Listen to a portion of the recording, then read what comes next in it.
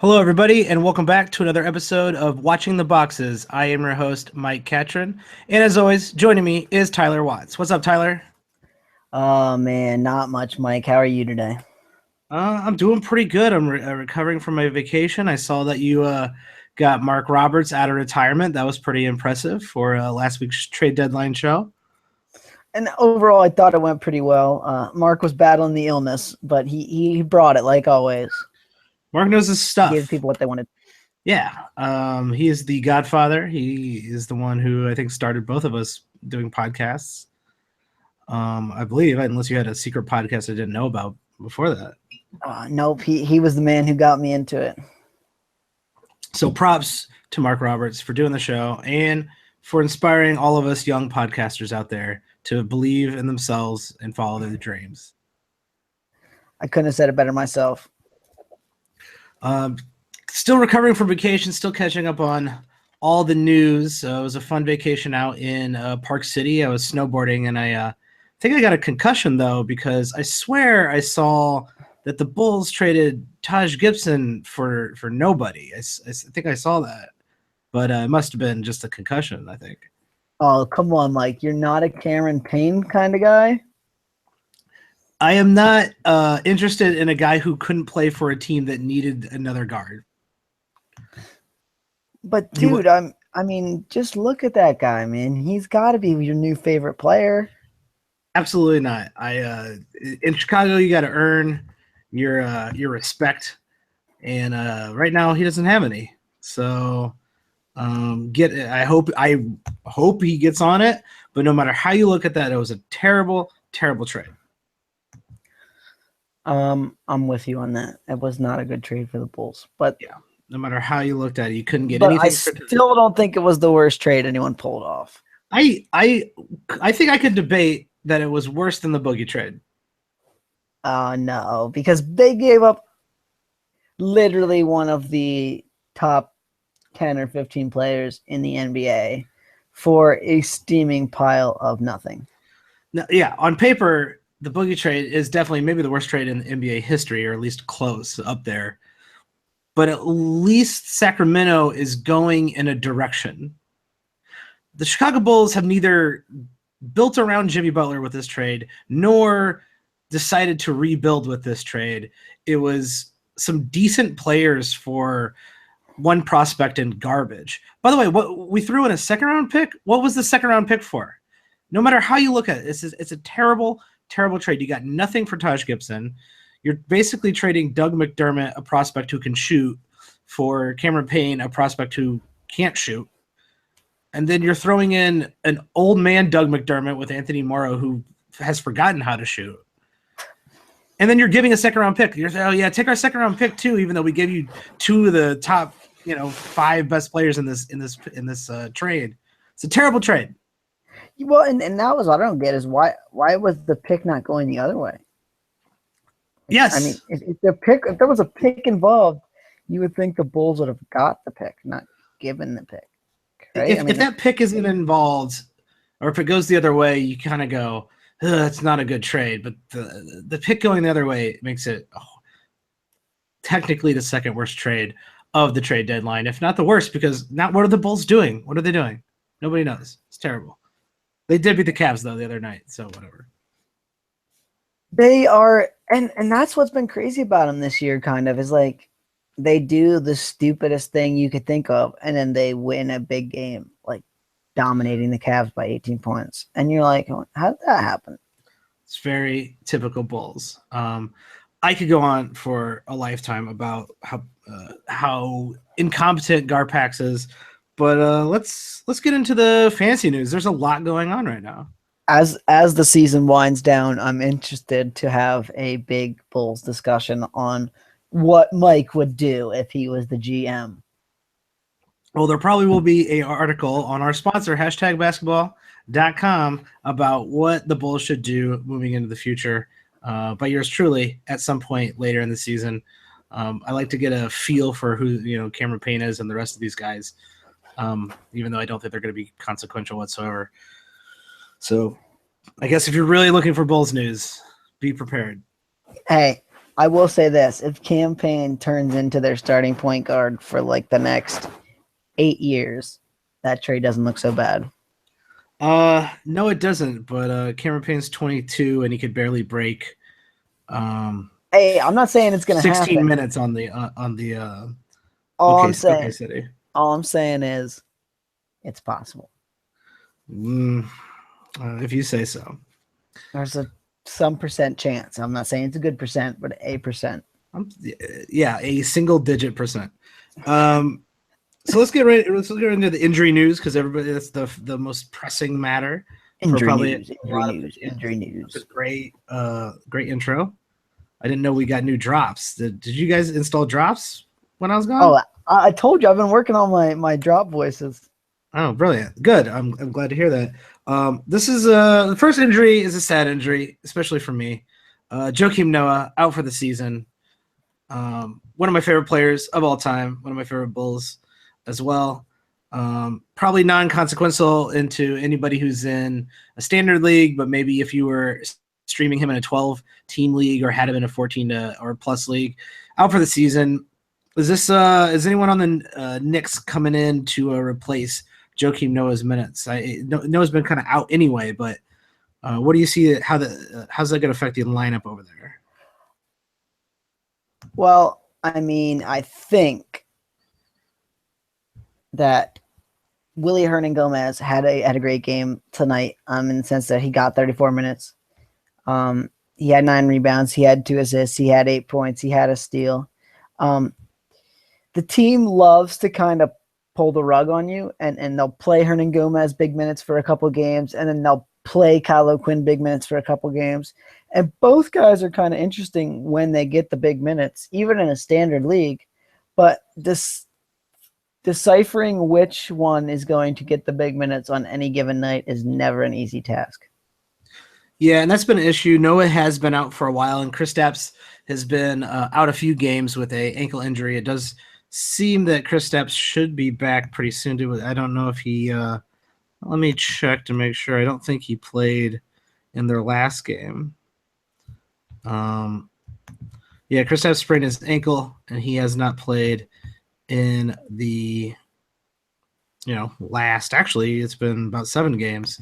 So you're kind of looking. You should already have like a good sample size of what they are doing, and let's say it's a timeshare between Hernangomez and Kyle O'Quinn. Do you want either one of those guys on your standard league team, and if so, which one? It's a timeshare, meaning they chop the 48 minutes exactly down the middle. 24-24. Wow. You're making it difficult on me, Mike. Do I want either one in a standard league? No. But I mean, if they're the best option, if I have one spot open and I'm looking at the waiver wire and I'm thinking, well, one of these two is the best option, I am probably going to go for Kyle O'Quinn just because he gives you a lot more block production. Yeah, he's also not terrible at steals, and he's solid at rebounds, not great at rebounds. I think this is a really tough one if they're both playing 24 minutes. I think I like Kyle O'Quinn's stats across the board a little bit better, just because he does a little bit of everything other than shoot threes. You do got to watch his free throw percentage though. He shoots about 70, somewhere in that 73 to 75% range, and he's not. When he shoots in bulk, at least lately, he's been shooting under 50%, but for the season, he's been shooting 53%.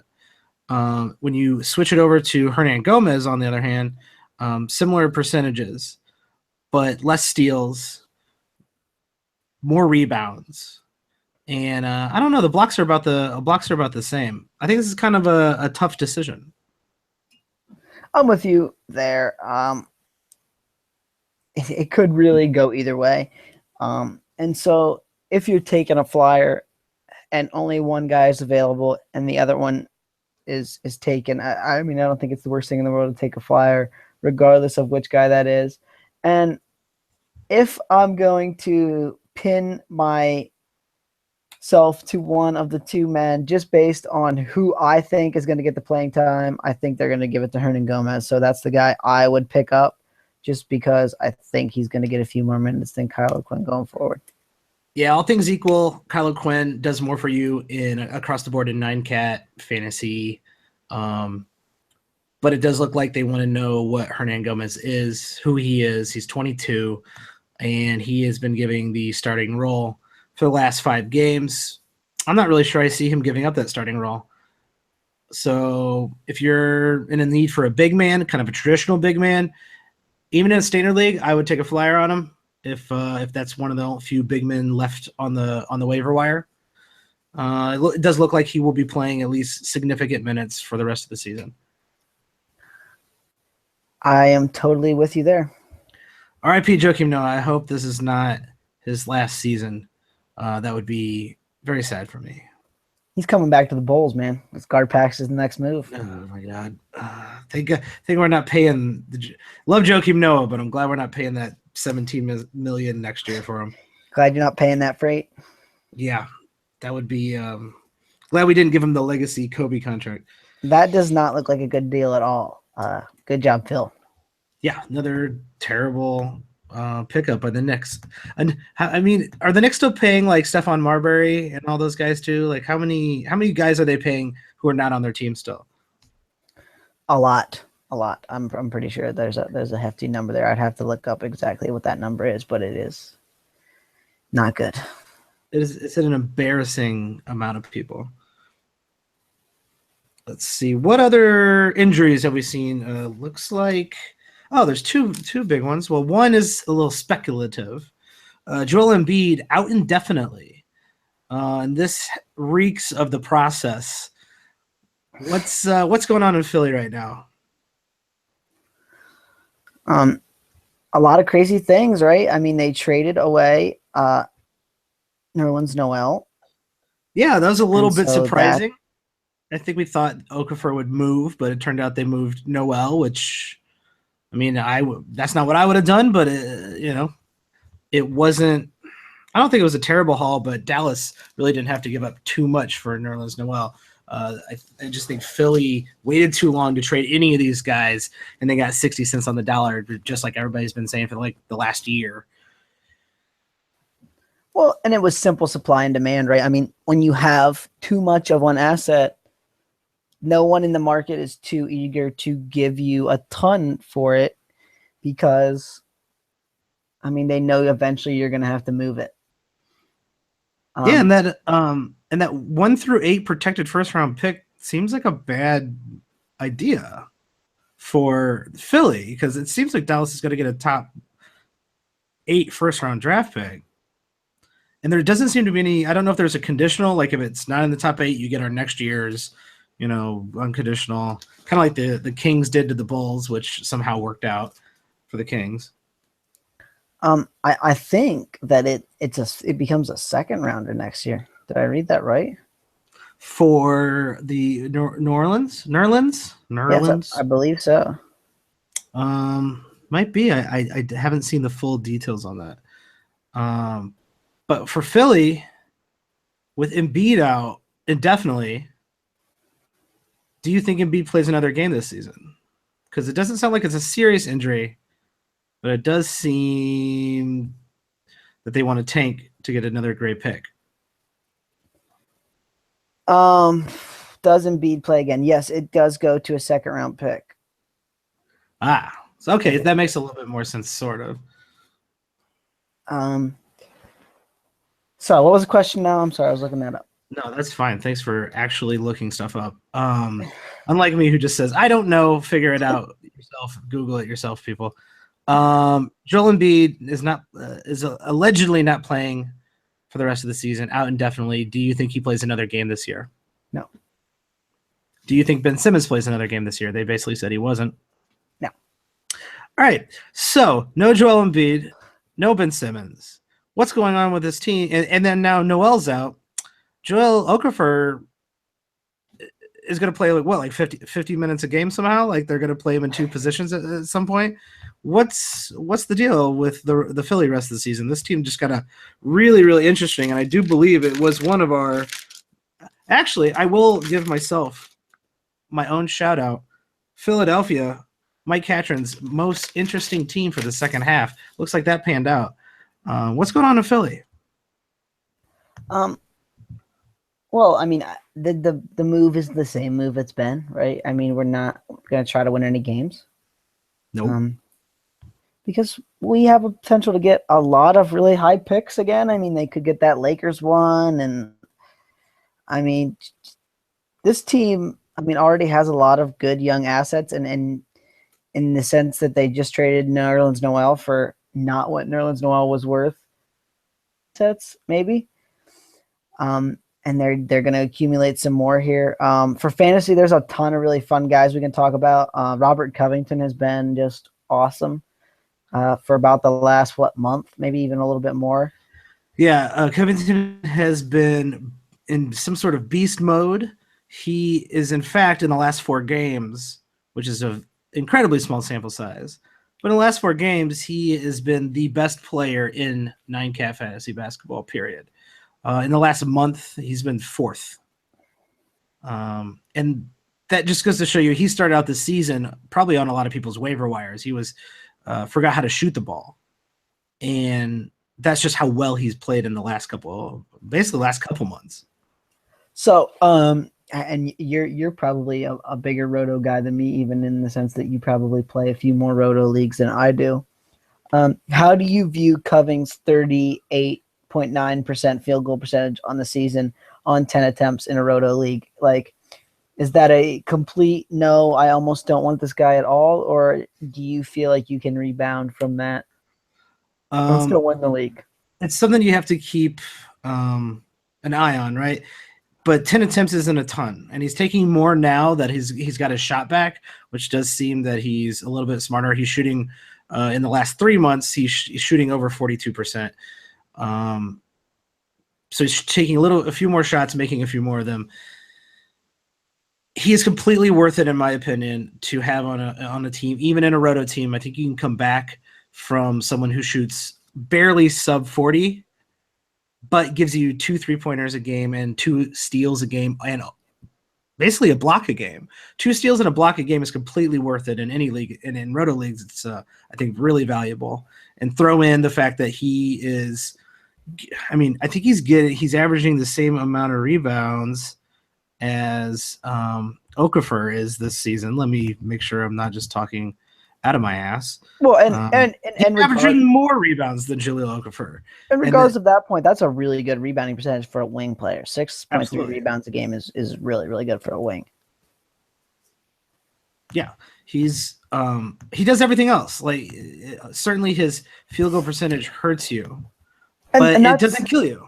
And that's my point. Is I will see, especially in roto leagues, guys say, "Oh, his field goal percentage is too bad. I don't want him."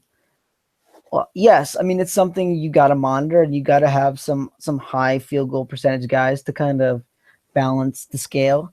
But I mean, if you're giving me 2 steals a block, 2 3-pointers, and 6 rebounds a game, I'm taking it. Yeah, I don't think it's that hard to mitigate field goal percentage because most players shoot somewhere between 40 and 60, and if someone's below that. Yeah, it's a little bit detriment. Like Lou Williams. Lou Williams is a bit, and we'll talk about him in a little bit, but bit of a detriment. But he does a lot of other things that most players don't, like score. So you can't really ignore those guys if you are not punting. Like in a roto league, you probably shouldn't be punting any stats. You don't want a bunch of those guys. You don't want Melo and Lou Williams and Robert Covington on your team and Derrick Rose. That's a bad draft. What are you doing? That was a terrible draft. Why would you draft those players? As long as you're conscious of your bad field goal players, you can have a bad field goal player. And Robert Covington, I mean, I'm not moving Robert Covington. This is obviously a sell high time for Robert Covington because I don't think he's going to be any better than he is now. He's almost he's averaging over 3 steals a game in the last month. I don't know. I don't really want to move him because I don't think you're going to get much back for Robert Covington because I think people don't really respect Robert Covington's stats, and they think he's streaky, which he is. Robert Covington, I think, is always a player who's more valuable to you than he is in a trade. I would agree. You're gonna basically pull in Nerlens Noel and get 60 cents on the dollar for Robert Covington, and you don't want to do that. Are you picking up Julio? All right, go ahead. No, sorry. Are you picking up Julio Okafor in any leagues? That's exactly where I was going to go. Perfect. Okay. I am going to give you a hypothetical situation. All right, I like these. One that I don't think is actually going to be the case. Okay. So we've already said Embiid is out. They give Okafor the exactly 30 minutes a game they gave him last season. Are you picking up Jahlil Okafor? And if so, he is a top what player for the rest of the season? Well, Philly is weird. And players usually, their pace is usually up. Okafor's going to get a lot of touches because they got nothing else to do. But only 30 minutes, huh? Well, like tonight. And tonight's kind of a good example. They played the Warriors, which are very, very good against centers. He only played 17 minutes because he got in foul trouble. Yeah.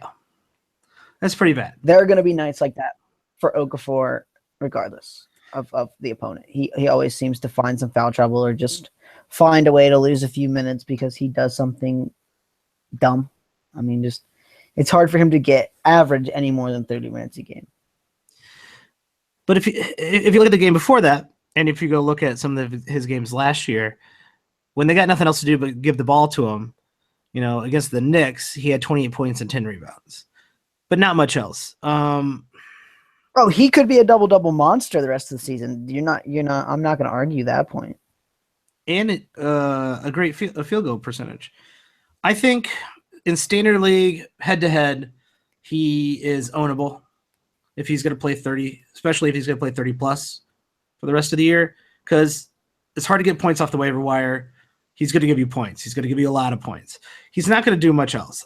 He's not a guy who does steals or blocks terribly well, and his assists are, subpar, and his rebounding isn't great. It's not bad. It's perfectly fine. In a roto league, I might stay away from him. I'm flipping the book back to last year and looking at that 30-minute line and thinking that's probably about what it's going to look like this year. 7 rebounds, a 1.2 blocks. Maybe he gets it up to 1.3 or 1.4. Gets you like 17 and a half, 18 points. The steals are kind of not really there at less than half a game. No threes, bad free throw percentage. He's just not super, super interesting. Like, I think this is a guy I would trade. Because I think his name value makes people think he's something, and he's a back end of your roster type guy, I think. You might be right about that, considering all the hype about the fact that he's the only center left in town. He's going to play a lot of minutes. People might be getting interested in him on the team. This might be a sell high time for him. A few more games like tonight, and you're not going to be able to get hardly anything for him. But if he throws together another 28 and 10 game, I think you can sell high, because those are stats that look great to people.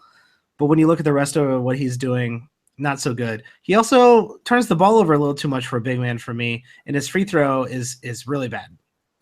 And that could hurt you in roto leagues. I'm staying away from him in a roto league unless it's kind of a bigger league. In a standard 10 team, I don't want him. I think he could crack the top 100, but it's gonna be barely.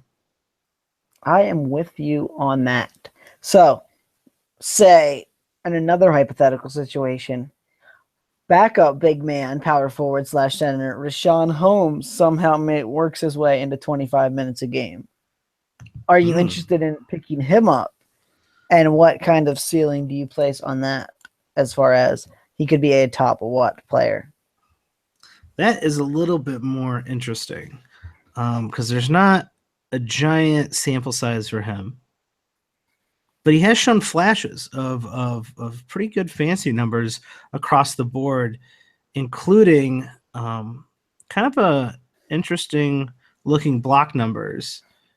I mean, the potential for And we're running out of big steal men, and a right? I couple mean, blocks.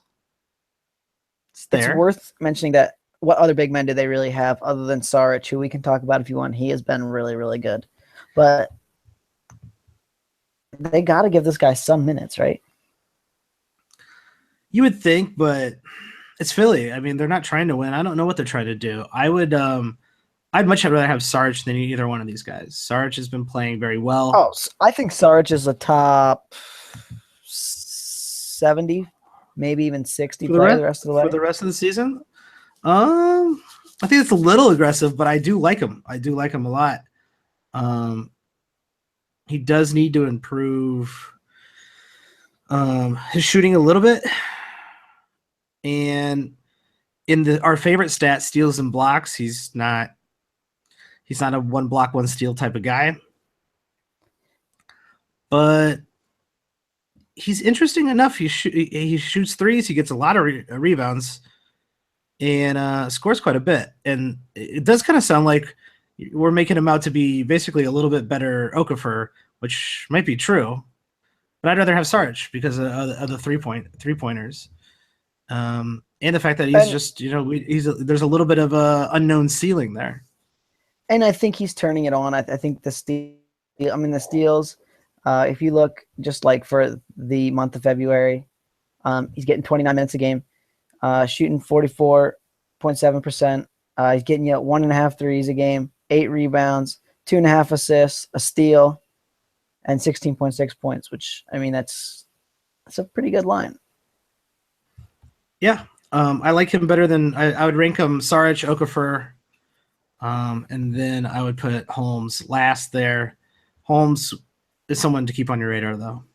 And the interesting thing to me mostly about Holmes is he's got the potential to be, if he can get like 26, maybe probably not going to get any more minutes than that. He's shooting a good field goal percentage. He can chip in some three-pointers. He's actually shooting 37.5% in 16 minutes so far this season. So he could give you maybe like half to three-quarters of a three a game. He's averaging 0.9 blocks and 0.6 steals in 16 minutes.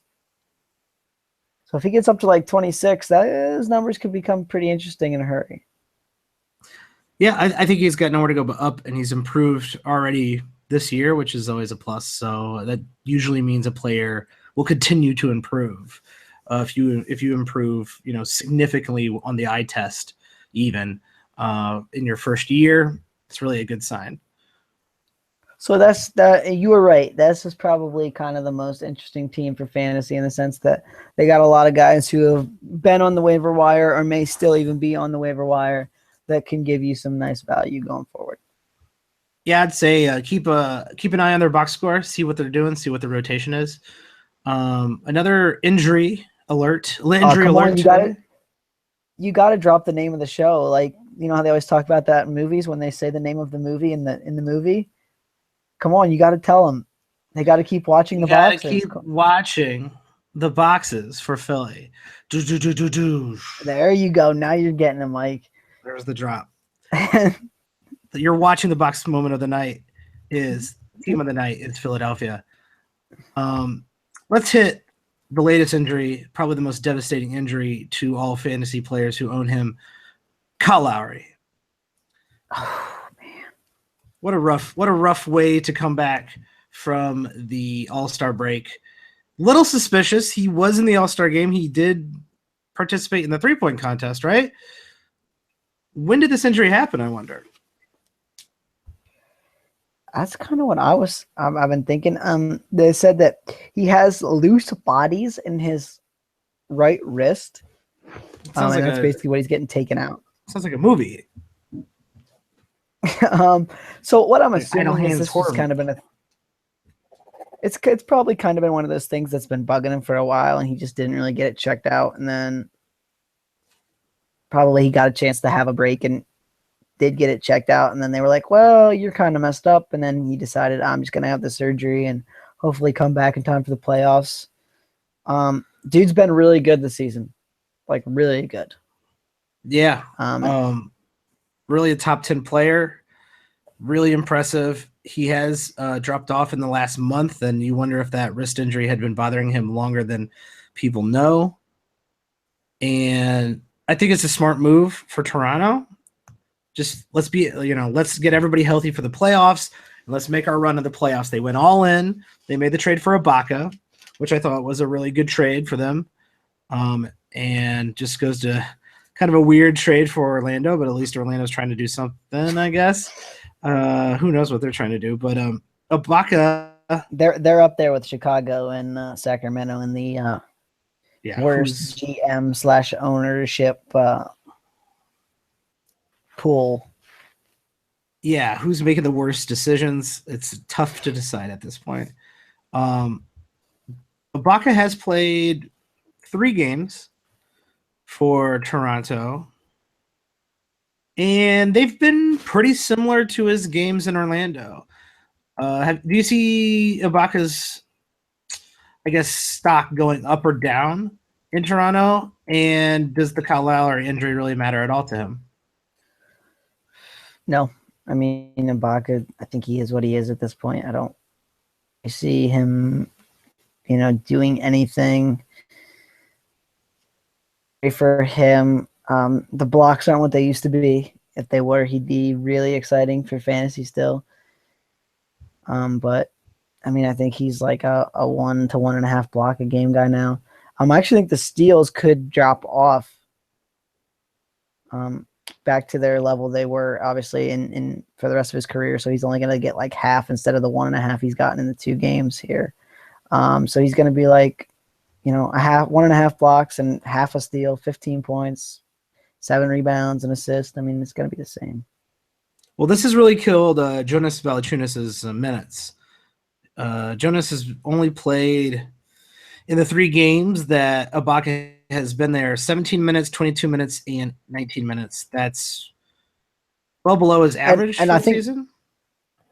I think Mark and I talked about this. I think Dwayne Casey just hates Jonas Valanciunas. Am I wrong about this?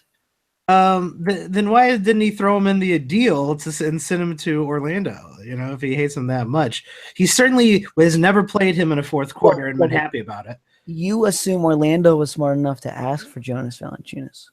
Oh, that's a good point. I forgot who we're dealing with. Yeah, no, I don't love the trade for Jonas Valanciunas' value because I think they're going to let Serge Ibaka or somebody else play some minutes at center. At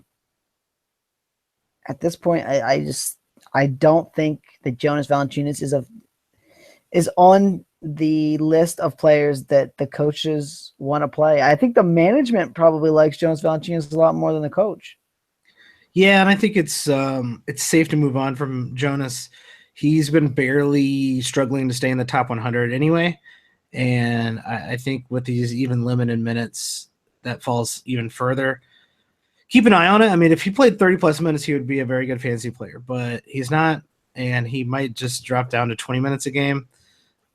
And that's just not that great because PJ Tucker's playing a little bit more. They're moving DeMarre Carroll into the 4 spot a little bit more. Patrick Patterson's still there. So they have a very versatile lineup now, and versatility is going to allow the coach to play matchups however he wants. And as we all know, he doesn't like Jonas, and Jonas is a bad matchup for anyone who could score on any team because he cannot play defense. And I think that's it. He's a bad fit for this new NBA in the sense that he's very big. And he can't guard to begin with. And so, I mean, he's a big rebounds guy who shoots good percentages, but no threes and not that many points and no defensive stats. So I don't really see why you're holding on to him if he's getting 20 minutes a game. Yeah, I think he's a skilled offensive player, but it's not there. Yeah, the minutes aren't there. I think you can safely get away from him. With Kyle Lowry out for the rest of the year, are you interested in Corey Joseph replacing him? Because he did get the start for the last 3 games. I am interested in picking him up in a standard league in the sense that any point guard who starts and plays over 30 or You know, I mean, he's been getting what, like 34 minutes a game, is worth owning. If he can get you 6 assists and a steal and 12 to 15 points, I mean, that's probably worth owning. So, yeah, I mean, I'm probably going to pick him up, but do I think he's one of my 10 best players, one of my starters in a standard league? Probably not. Yeah, I'm not even excited about picking him up. I'm picking him up if I have to. I'm not picking him up because of I'm picking him up his on opportunity, because I right. just don't even think there's much there. There's not much there at all. I'm picking him up on a team if I'm light on assists. I'm picking him up if the guy I'm going to be playing in the playoffs needs assists to beat me in the category, and I think I can kind of snake him. I'm not super excited about him. I think he's maybe a barely top 100 player, probably not even the rest of the way in 34 minutes a game. Yeah, stay away. I'd say if you're in a bigger league, you know what to do. It's someone who was starting minutes, but standard leagues, especially roto leagues, this guy. I mean, he's not exciting. He's not an exciting player. He doesn't do anything great. He doesn't do anything well. Even I'm not picking him up in a small standard league. 12 teams, I gotta go for him just because he's getting 34 minutes. I mean, and Yeah, if he can get 6 assists in 34 minutes, that's got to be worth something. that's fair, and I think that's about his value right there. There's a couple other issues going on in the NBA, starting with the New York Knicks suddenly dropping Brandon Jennings for really no reason other than Brandon Jennings wanted to be dropped. What do you make of this? What's going on here? I asked you about this at the start of the podcast, right before we got going. I said, so what? So Brandon Jennings just said to the Knicks, "Hey, can you guys?" It's like, yeah. Is that what happened, really? Because like that's the report I'm getting. Like he was just like, I want to be waived, and they were like, all right. They're like, cool, man. See ya. That's really surprising, especially it's not like they have a lot of point guards laying around, and it's not like Derrick Rose is the healthiest point guard in the world. So that probably means one of two things, right? Either there was a bad chemistry fit with a single player or a group of players on the team, or he's maybe not the best guy in the locker room, right? I mean, like there's got to be a reason why you just want to be like, hey man, don't come back. Yeah, I feel like the locker room thing, there has been whispers about him not being a great locker room guy when he was in Milwaukee. I think that's why they moved away from him, went with Brandon Knight when he went to Detroit, and obviously Detroit moved on as well. Kind of strange to see him go. I actually kind of think maybe he thought he was going to go to the Cavs, and then the Cavs signed Darren Williams. Darren Williams is now going to play for the Cavs a bit, but he's absolutely not going to start. Is Darren Williams still relevant in a standard league? No. He could be. I mean, there's a potential for it. Are you sure? But I mean, how many minutes is he really going to get? Well, with the fact that Kyrie and LeBron have been playing record minutes, right? Do you see a world where Darren Williams kind of takes that? Remember when Mo Williams was on this team and he was suddenly playing, 29, 30 minutes a game, giving rest to everybody? Is that Darren Williams' role for the rest of the year? He did. Darren Williams played 30 minutes tonight, 12 points, 6 assists, 2 3-pointers. Shot horribly, but that's not terrible. It's not good, but it's not terrible. He played out tonight? Was that tonight? Yeah, that was no, that wasn't tonight. My bad. I was gonna say. I was like, wait, the Cavs played tonight? Oh, all right, I'm off. What was I doing tonight? Oh no, they did play tonight. I'm just looking at the wrong boxes. See, I'm watching too many box scores. You're watching too many boxes. And I do not know what's going on. Darren Williams played 27 minutes tonight. He actually had a pretty good game, 14 points, 7 rebounds, no assists, so that's kind of weird, and 2 3-pointers. I mean, Okay. How many minutes does Darren Williams need to be relevant in a standard league? Start off with this That's a question. valid question. Oh, he did Probably more than 30. Probably around 30. Okay, so the line you read was for Derek Williams, just so you know. I'm drunk. I'm editing this out. Darren Williams did not play tonight. Just so we're clear on that part. Yeah. Okay. Note to edit this out. So back to the question. You want me to ask it again? Yeah. Okay. 3, 2, 1. Okay, so how many minutes does Darren Williams need to be relevant in a standard fantasy league? Probably at least 28 to 30. Probably around 30. And that's usually the case, right? For anyone. I mean, they need right around 30 minutes in a standard league because it's just so shallow. He has been relevant in 29 minutes. I mean, he's getting 7 assists for Dallas and 13 points. I mean, there's not much steal or almost no block numbers. But 7 assists is a lot of assists. I don't think he's going to get that on the Cavs. I think he probably settles into like 26 minutes.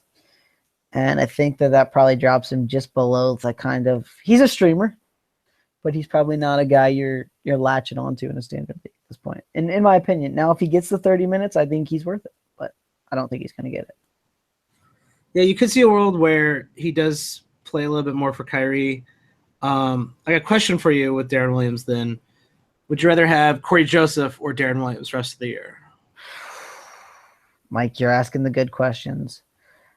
Wow, that's tough. Probably Corey Joseph. Just I know he's going to get the minutes, and I'm afraid Darren does not get the minutes.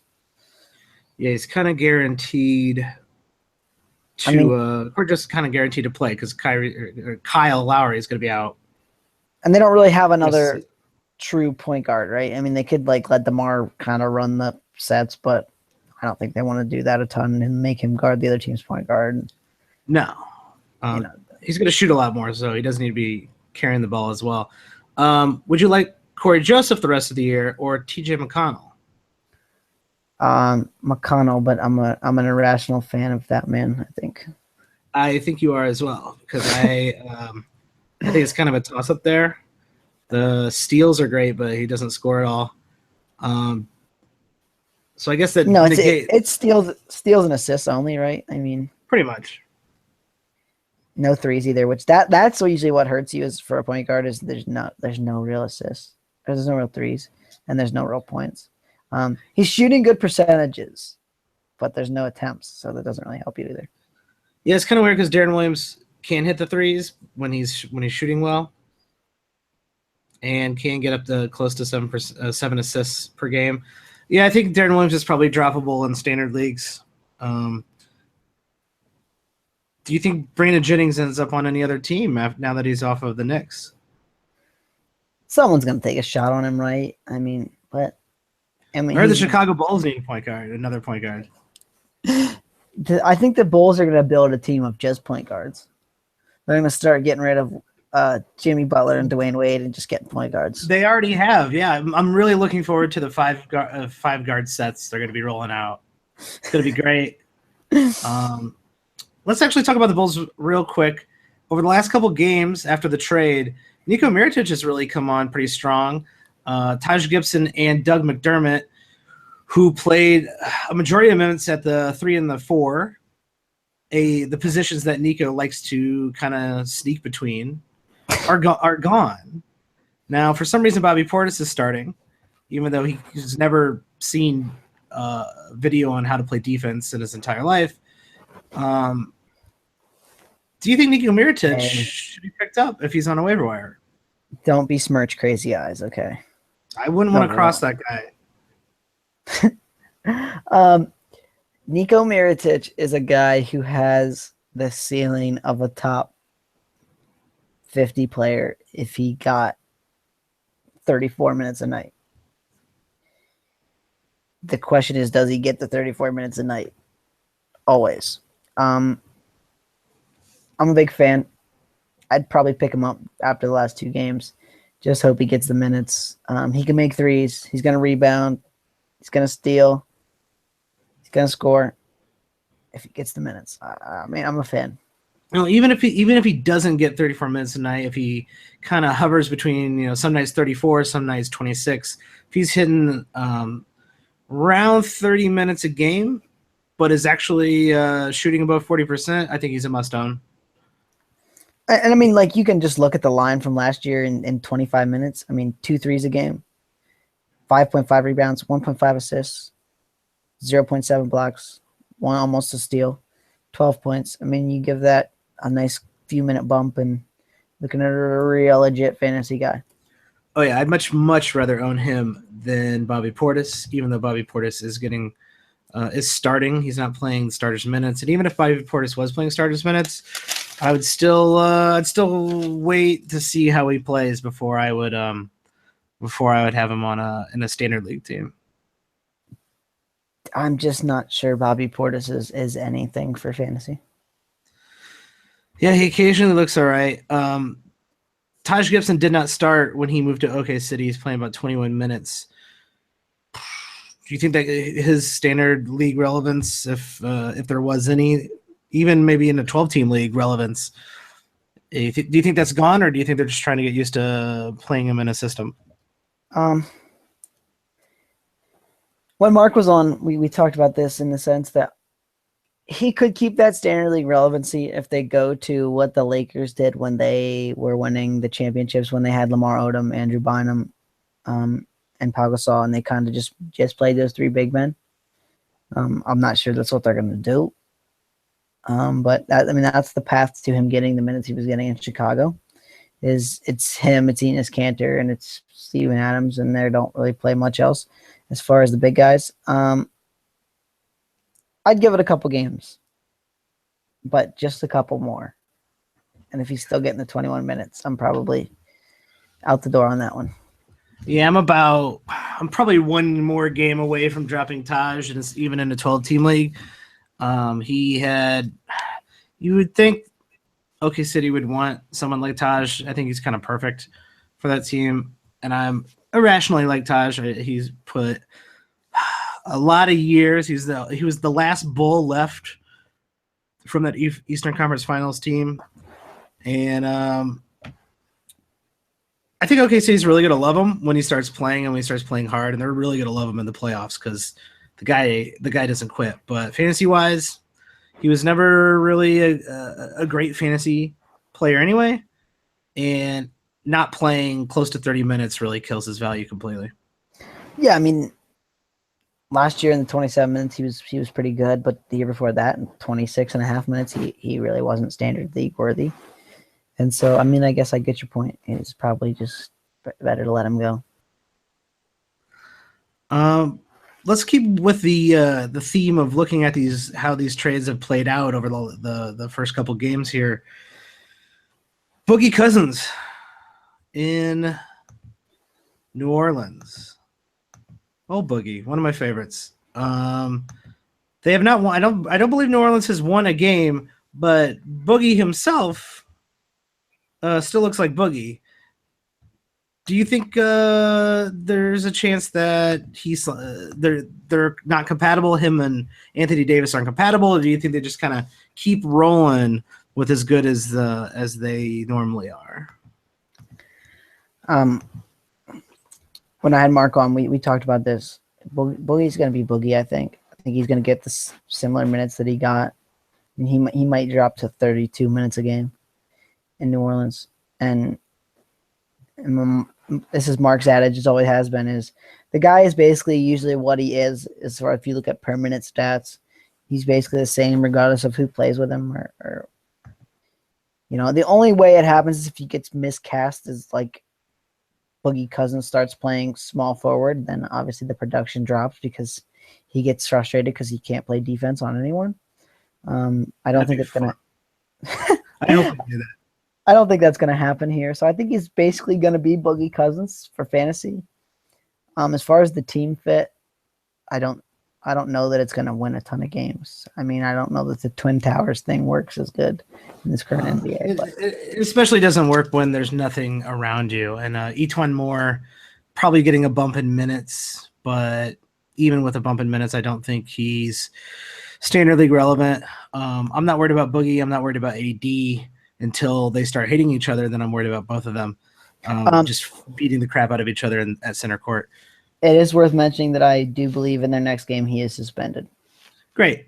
We did mention this. If you have been listening to our podcast, you would already have known to sell high on Boogie Cousins because he will be getting suspended every 2 technicals. And I think this is a second suspension after his original, or is this his first? Is this his second overall or third overall suspension? I think it might be Second overall game he will miss. I believe it's on Wednesday that he's out with a suspension for getting 2 technical fouls.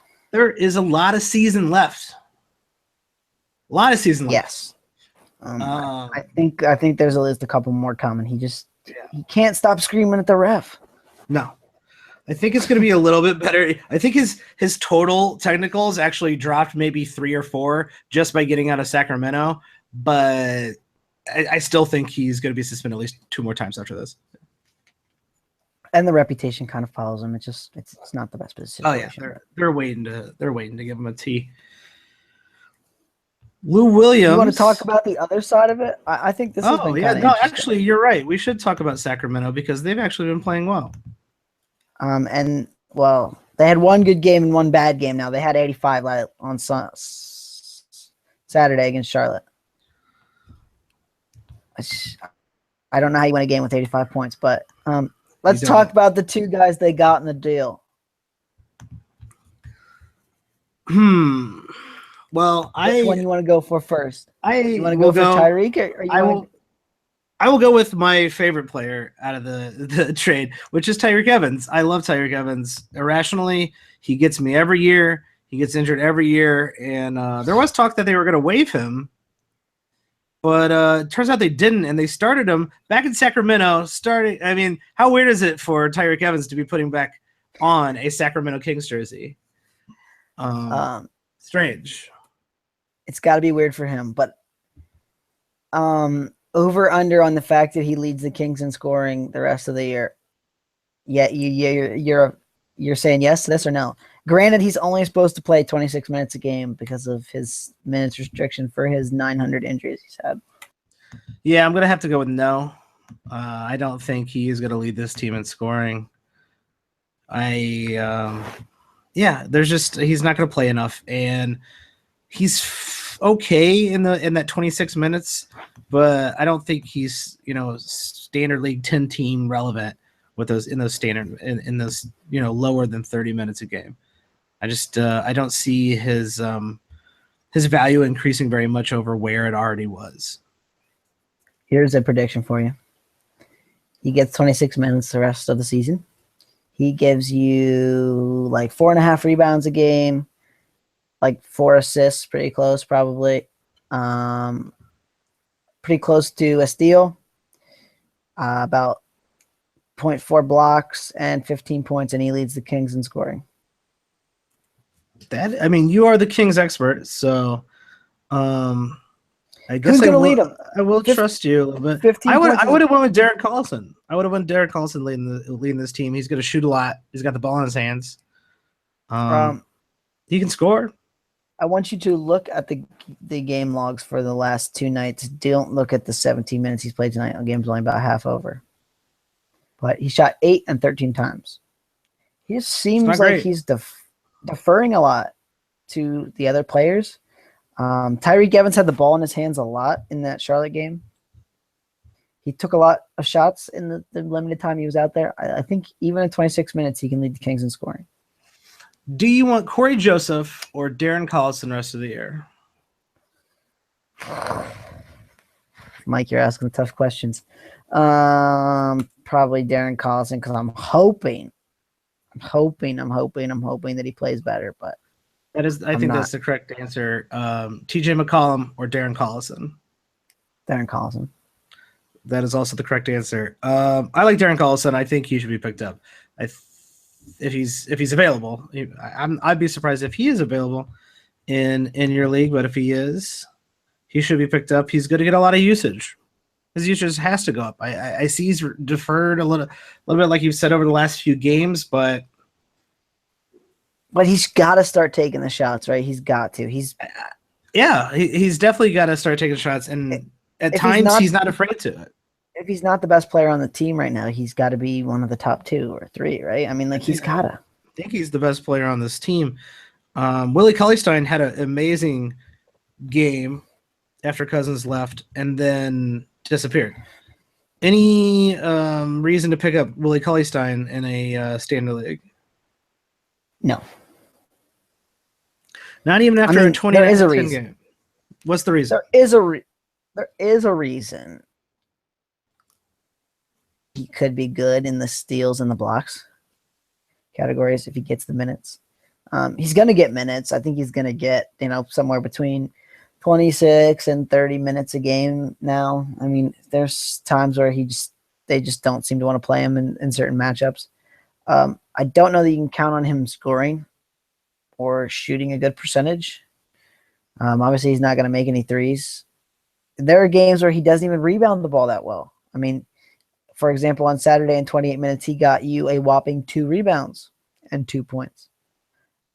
So the only reason would be steals and blocks production, I think, and I'm not sure that he's going to get it. So after this Boogie trade, are you really picking anybody up on Sacramento? In a standard league, I may take a shot. I mean, assuming that Darren Collison is owned. Yeah. Which I think that's a safe assumption, yes. Yeah. The only guy that I would pick up would be Tyreke Evans. I read you what I think the stat line is going to be. So, I mean, if you think that's worth it in your league, there you go.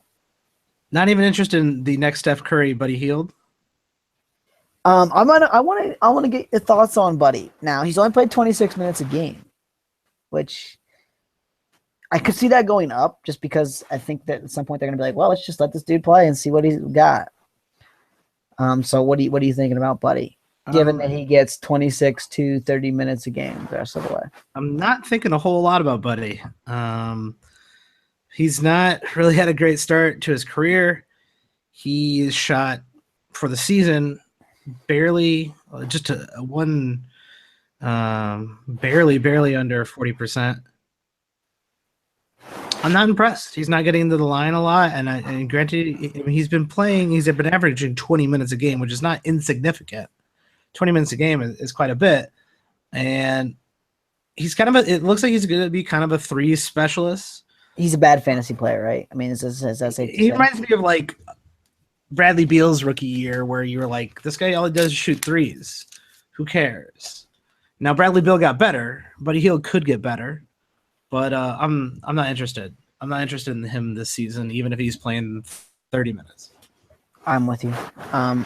He got you 15 and 16 points in the first 2 games, but he had to shoot 50 and 60% to do it.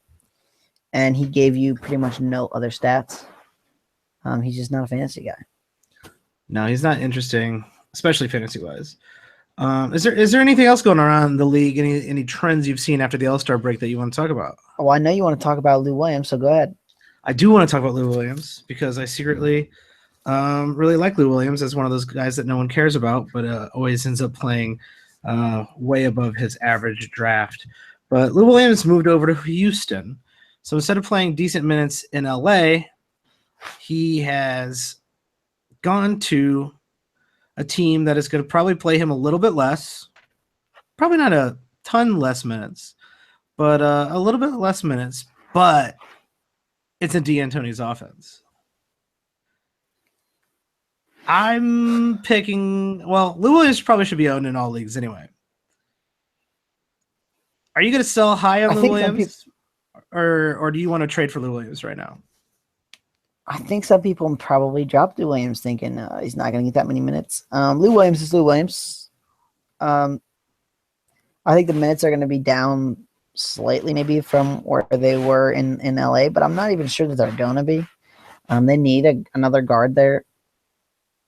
Easily kind of see him getting 25 minutes a night, and that LA stat line is probably going to go up a little bit in the sense that he could probably stand to make a few more threes in Houston because he's probably going to shoot a few more of his attempts as 3-pointers. Shot 9 a game in the first 2 games. Let's just put it that way. He's going to shoot a lot more threes. He's just going to shoot. And that's what he does. And that's when Lou Williams is good, when he's just out there shooting.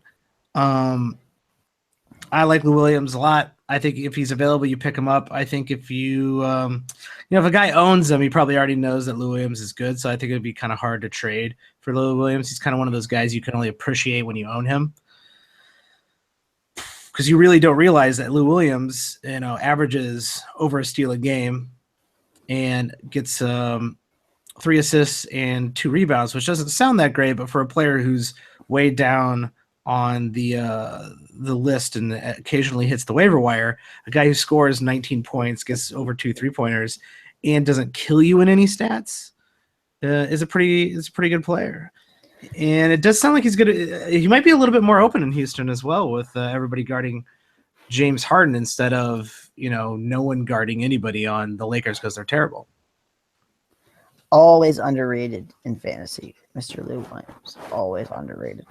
Big fan. If you got a guy who's not starting Lou Williams at all, maybe send your crappiest player for him. See if you can get him. All right, so I'm going to circle back to a player for my player.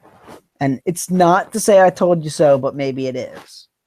You want to guess who my player is, then I'm going to circle back to it. Something we talked about a relatively short amount of time ago, but it was actually maybe a while ago now.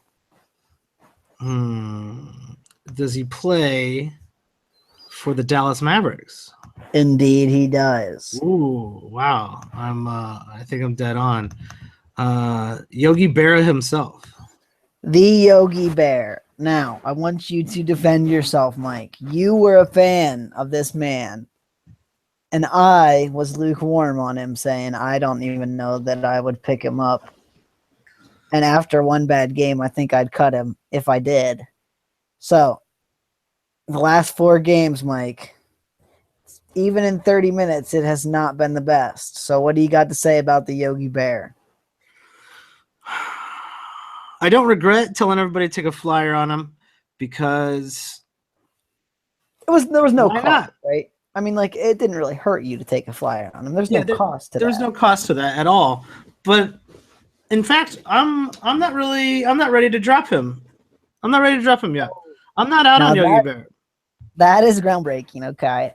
Now, I don't know that I drop him in the sense that he's the starting point guard getting starting point guard minutes, right? I mean, so that's pretty safe now that Darren's gone. Yeah, that's exactly kind of where I'm getting at. Darren's gone. He's the starting. Yogi's the starting point guard. They're giving him minutes. They're letting him figure it out. We might have a situation where he does slump a little bit every once in a while. We might have. We also might have a situation where this guy kind of breaks out. I mean, you just don't know what you're getting with him, and his assists and rebounds have stayed consistent, even though his shooting has been very poor. And that was kind of my worry to begin with. Is I mean, he couldn't make the Brooklyn Nets. I mean, this guy was undrafted in a bad draft, by all accounts. I don't know if this is a great player. I don't know either, and I don't think anybody knows. I think there's at least a chance, and they're giving him a chance. I'm not dropping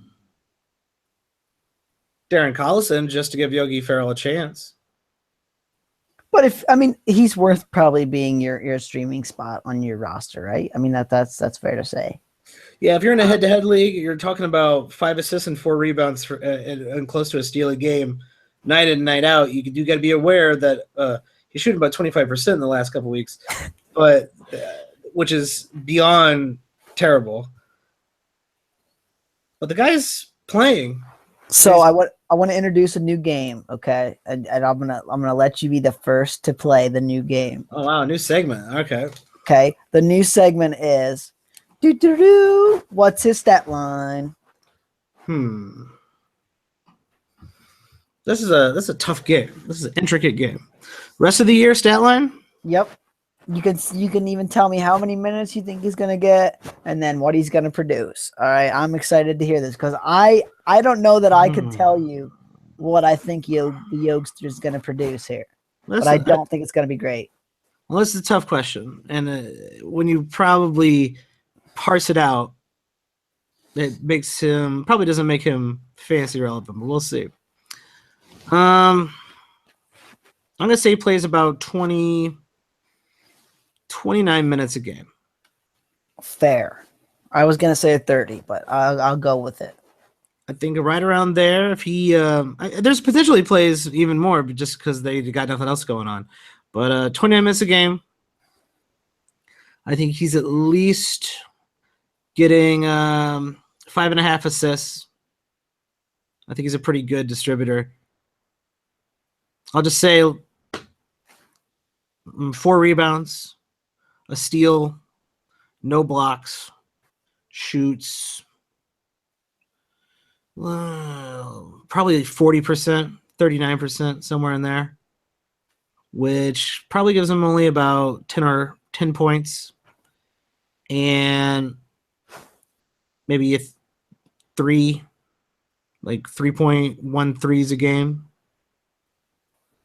Might be a little down on those threes. I was gonna say 1.5. I think that's fair, 1.5. And good free throw percentage on minimal attempts, right? I mean, we can agree on that. Yeah, nothing really make or break you there. Turnovers are actually pretty good when you look at them. Yeah, that's actually been, for a point guard, that's been one of his better categories, is not turning the ball over a ton. Yeah, I mean, if he plays a little bit more than that, you're talking of over 6 assists. You're talking, closer to 4.5 rebounds, a little over a steal, closer, 1.5 3-pointers a game. If he can bump up to 32, 33 minutes a game, it's not terrible. I'm with you. The only worry I have is that this little 4 games becomes a trend and it craters. And we just say we're going to give more minutes to Seth Curry. And Quinn Cook is on the roster now. Oh boy. We're going to play him some minutes. And like, if the last 4 games keep coming around, I think they could just be like, you're not an NBA guy, right? You're not the player we want. Well, I mean, it depends on how bad they want to tank. Maybe they just roll with them because they're losing. I mean, why not? Yeah, I mean, it's always a possibility. I mean, the Sixers have done some strange moves in the past. Well, you cannot have a guy shooting under 38%, 35%. You can't have a guy shooting under 35% on your team, period. So if you can't even get that far, there's no point. There's no point in having them. And I think that there's some chance that that's the case. Yeah, and that's kind of an issue. All right, one last player, at least for me. Then we can talk about whatever you want. You ready for this? I'm ready. It is the new Denver Nuggets starting point guard, the ageless wonder, 35-year-old Jameer Nelson. Jameer coming out of, was he retired? Coming out of nowhere, coming out of the grave to get back on the Denver Nuggets. I'm shocked. I'm shocked about what Jameer Nelson has been doing recently. But this recently is a very small sample size. It is not huge. You said Denver would be an interesting team. They're not interesting for, I think, the reasons we thought they would be. They didn't make a lot of moves. They at least made a little noise, but they threw my boy Jamal Murray under the bus. I'm disappointed by that. That's what makes little sense to me right here. And why is Jameer Nelson playing lots of minutes and starting on a team that has young guards that need experience? Well, they're trying to make the playoffs, and apparently they shot to do that, and they're in the spot right now. That Derby gets eliminated by the Warriors in 4 games. I mean, Other than the playoff revenue from it, I don't really get it, but it's a strategy. So Jameer's maybe worth talking about for fantasy here. Like, is Jameer a guy you want? Well, I'm going to make you play our newest segment. What's his line? Jameer Nelson, man. rest of the year. What's his line? Here's what might be the crazy part about it. I don't know that he keeps getting these big minutes.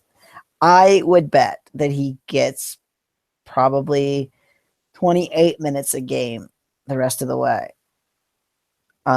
With that 28 minutes comes like 44% from the field, about a 3.5, about 80% from the line on very minimal attempts. It's worth mentioning. 3 rebounds, 5 assists, 0.8 steals, no blocks to speak of, and 10 points. No, I think you could bump his assists and steals a little bit up from that. But is that line what? The 90th best player? The 80th best player? Was it even there? It's probably a little lower, maybe. So yeah, I think barely top 100, probably a little bit below. And so let's say you match that rest of the season stat line with the fact that we really don't even know what they're going to do with his minutes, if they are going to continue to play him. And to me, Jameer Nelson is only a streaming player right now. I know he's had a couple really good games, but a couple really good games does not make me want to jump on the 35-year-old Jameer Nelson bandwagon. And this was the point I think that I wanted to make the whole time is look at Jameer Nelson's stats from 2014-2015 season onward. Never played that many games to speak of. Never really produced a whole lot to speak of. Well, surprisingly, he's on pace to play more games than he has in years, which is good for him. But also might be bad, right? Yeah, I mean, has not shot above 40% or much above 40% in the last 3 years. This year, suddenly shooting 45%. And the shoe could be about the drop, right? It could be, I've been really healthy, but now is about when I hit my wall. And that's always a possibility too. Yeah, especially if they're going to run him and start him, and they're going to make his 35-year-old knees run up and down that court against starting point guard. By the way, the most point guard heavy league the league's ever been. More point guard heavy than when Jameer Nelson was actually a good point guard. When Jameer Nelson was Jameer Nelson, yeah. Yeah, when people were like, man, Jameer Nelson, he's like, all right. I think that's about as nice as people got. And then all of a sudden, 1,000 young point guards showed up, and everybody's like, oh, Jameer Nelson's still playing. That's cute. Props to the guy, though, starting at 35 years old. Yeah, I'm not gonna give props to Jameer Nelson for lots of reasons. I'm still mad that they're not playing Jamal Murray. That's all I'm gonna say too. Yeah, that should if they got any brains, which we don't really know if they do. Well, let's put it this way: Nikola Jokic, player, maybe one of the best players in the league, and they did not start him at the beginning of the season. I think that proves my point right there. True. And Nurkic, who got moved to Portland, which is I think the only move they made, has been looking all right. Yes. I still recommend picking Nurkic up. I like where he's going. And he's always been a real good fantasy player because he's good in our 2 favorite categories, blocks and steals. He lost 2 teeth in the last game, which that's interesting. Really? I did not hear about that. Yes. No wonder he only played 21 PJ Tucker smacked him in the face and he lost 2 teeth. Well, screw PJ Tucker. That guy can rot in hell. It's worth mentioning, though, that he may be a bad guy. Go his way. I think that was kind of what got him out of Denver was he was kind of a child when he didn't get to play. So, I mean, not everyone's the best person in the world, I guess. He's starting in Portland. That's hopefully his face and his his teeth don't ruin his shot. I think we covered quite a bit of what's going on. We're kind of caught back up with the crazy trade deadline and seeing where players are at. You got anything else or anything you want to plug? Not really. You can follow me on Twitter at Watsy4444. That's 4 number 4s. So yeah, if you're looking and need any questions answered, anything, I'm always available there. And I will tease that in our next show, we will be talking about the Minnesota Timberwolves. And I am excited for that because they have been an exciting team for fantasy. So yeah, the T-Wolves are coming on, and that could get interesting. And they do have my favorite coach. And I will be going to see them play against the Milwaukee Bucks next month. I'm very excited about that. And and I don't want to spoil it, but can you believe that Tibbs' team has been bad defensively this year? That's been really, really surprising. That Tibbs isn't instilling the fear of God into them to make the rotations. Maybe Tibbs is lightened up after his sabbatical. He's getting soft in his old age. Damn it, Tibbs. Not for long. Tibbs is going to go after him. I'm probably going to be writing a little article for #basketball. I am going to the Fire Garpax game, not because it's the Fire Garpax game, but because I was going to go see the Clippers dunk all over the Bulls. And it just happens to coincide with there is a movement in Chicago. This is not a joke. And I don't know who's heard about this, but there is a movement coming out of the Bulls, Chicago Bulls subreddit that the Fire Garpax resistance, #Fire Garpax. You can buy T-shirts, and a coordinated event is happening during this game. They're going to try a large group of people is getting tickets to the game, going to wear their Fire Garpax shirts and chant Fire Garpax during this game because it is on national television. Hopefully to make enough noise to fire Garpax, which desperately needs to happen. So I'm not going to buy a shirt, but I'm going to definitely chant with them and probably write a little something about the experience of the game and maybe talk to the guy who started it all, maybe get a little interview with him. Oh, and that is this weekend, correct? I'm not wrong about that. That Saturday is this Saturday. I look forward to hearing all of that. And I look forward to hopefully the movement working out. I hope so as well. So yeah, I think that's it for tonight. If you like what you heard, follow us on Twitter. You can follow me at WatchTheBoxes, all one word, and at us with feedback for the show. If you got any questions about your fantasy team, waiver wires, trades, or just want to tell us that we are great or awful, but hopefully you're just telling us that we're great. And if you like what you're hearing, rate us, review us. If you review us, it helps other people find the show, and that helps everybody out. Or you can just tell a friend. That's it for tonight. Thanks, Tyler, for joining me. Hey, thanks, Mike. It was my pleasure, man. As always, good night, everybody.